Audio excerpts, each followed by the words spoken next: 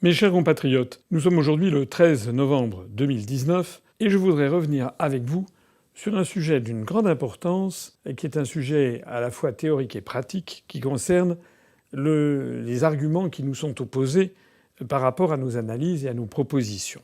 On a donc vu fleurir toute une série de nouvelles théories selon laquelle on pourrait rester dans l'Union européenne tout en refusant d'appliquer les traités. Alors celui qui a fait très fort en la matière, c'était M. Mélenchon, qui a cru trouver une échappatoire sur le thème c'est vrai, l'Europe, ça ne va pas du tout, l'Europe est irréformable, donc ce que l'on va faire, c'est que nous, on va entrer dans un rapport de force et on n'appliquera pas telle ou telle clause du traité qui ne nous convient pas. Alors je voudrais dire à toutes celles et tous ceux qui m'écoutent, n'écoutez pas ce discours. C'est un mensonge. C'est un mensonge parce que si la France ne respecte pas les traités européens, elle est assujettie à payer des amendes. Les gens qui disent que l'on ne paiera pas omettent tout simplement de savoir que la France a ratifié le traité qui prévoit justement ces amendes et qui prévoit l'intervention de la Cour de justice de l'Union européenne. Donc si la France, après avoir été condamnée pour non-respect des traités européens, à payer une amende, contrevient de nouveau aux traités européens en refusant d'acquitter cette amende, tout ceci se terminera mal. La première chose, c'est que ceci amènera évidemment un énorme problème sur la table lors des sommets des chefs d'État et de gouvernement, où le chef d'État français serait sur la sellette avec les chefs d'État et de gouvernement des autres États, qui diraient écoutez, nous, on paye parce qu'on respecte les traités. Maintenant, si vous, la France, vous ne payez pas, nous, on va faire pareil. Et donc, nous aurions un énorme pataquès. Et là, nous aurions un rapport de force politique. Si d'aventure on refusait d'appliquer les traités et on refusait de payer les amendes, nous aurions contre nous tous les pays du nord de l'Europe, à commencer par l'Allemagne, à poursuivre par l'Autriche, poursuivre par les Pays-Bas, poursuivre probablement par les pays scandinaves, plus un certain nombre de pays de l'Est, qui diraient il est hors de question de ne pas respecter les traités.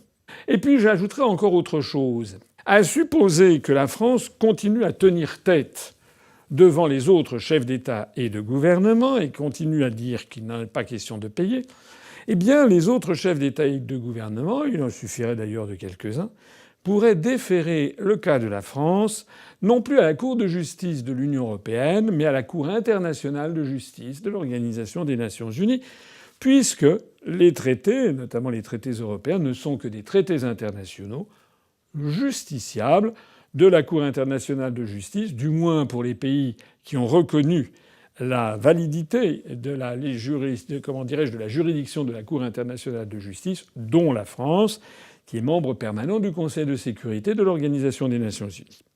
Et si donc la France était attaquée devant la CIJ de l'ONU par un groupe important de pays de l'Union européenne, et notamment par l'Allemagne, puis éventuellement l'Espagne, les Pays-Bas, la Pologne, la Suède, la Finlande, le Danemark, etc., qui déféraient le cas de la France à la Cour internationale de justice, la France serait condamnée devant la Cour internationale de justice de l'Organisation des Nations unies.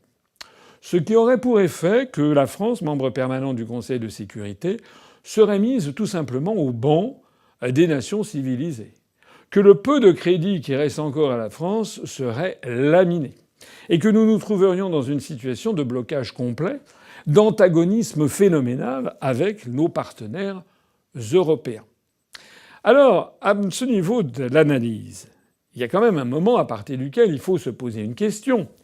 Si la France en était rendue à apparaître comme un pays qui bafoue le droit international et qui bafoue les traités européens qu'elle a elle-même éventuellement négociés, conçus et en tout cas signés et ratifiés.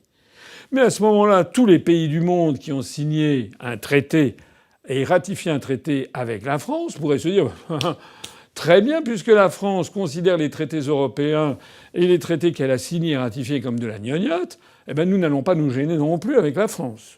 Donc tous les pays du monde seraient fondés à faire un bras d'honneur à la France sur les traités bilatéraux qu'ils ont signés avec la France.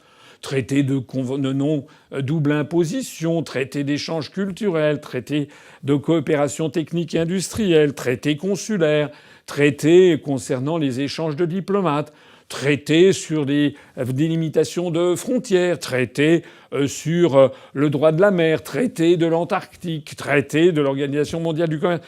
En d'autres termes, la France, s'étant fait l'apôtre du non-respect des traités, deviendrait ainsi l'apôtre de la loi de la jungle, et tout ceci lui reviendrait en boomerang immédiatement sur le coin du museau. Si on ne veut pas respecter un traité, pourquoi est-ce que l'on y reste ? Pourquoi vouloir absolument rester dans l'Union européenne, dans les traités européens, alors même que les mêmes personnes vous expliquent que de toute façon on ne va pas appliquer les traités ? C'est une histoire de dingue. Croyez-moi, soit on respecte les traités, soit on considère que les respecter nuit à l'intérêt profond national et l'intérêt du peuple français, auquel cas, eh bien on ne peut pas dire qu'on n'a pas respecté les traités, on dit tout simplement qu'on dénonce les traités, on en sort par la voie juridiquement prévue qui est celle de l'article 50. Tout le reste, c'est de l'enfumage. Soit on respecte un traité et on respecte toutes ses clauses, soit on ne veut plus respecter un traité parce qu'il est trop nuisible. À ce moment-là, on s'en sort et on en sort, on le dénonce en bonne intelligence avec ses voisins. Voilà ce que je voulais dire. Je conseille à tout le monde de bien méditer tout ce qui vient d'être dit ici, de faire circuler et d'arrêter de croire ces bonimenteurs qui veulent vous faire croire que l'Europe est tellement formidable qu'il faut piétiner tous les traités tout en restant dedans.